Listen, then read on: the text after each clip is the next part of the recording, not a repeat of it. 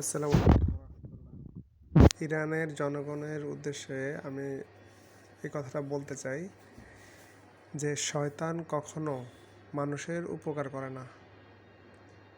কারণ হচ্ছে শয়তান চায় মানুষ জাহান্নামে যাক, আর শয়তান যদি মানুষের উপকার করে তাহলে বুঝতে হবে যে শয়তান এইখানে তার শয়তানি চালাইছে। ঠিক আমেরিকা আর ইসরায়েল কখনোই ইরানের ভালো চাইবে না, আর ইরানের জনগণের ক্ষতি করাই তাদের উদ্দেশ্য।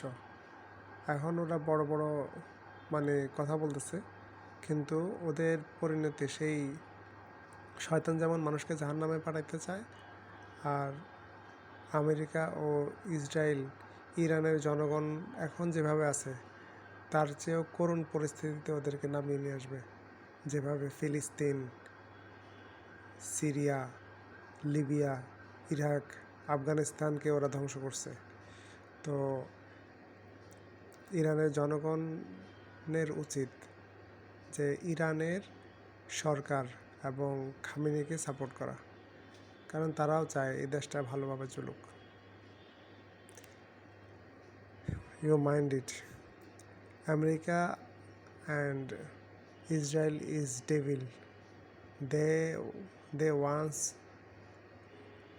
devil wants to do every people go in Jahannam, but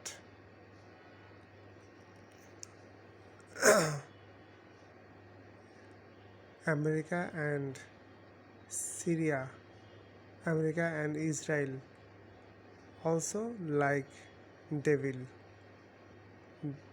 They wants to do People's Republic of Iran, Islamic Republic of Iran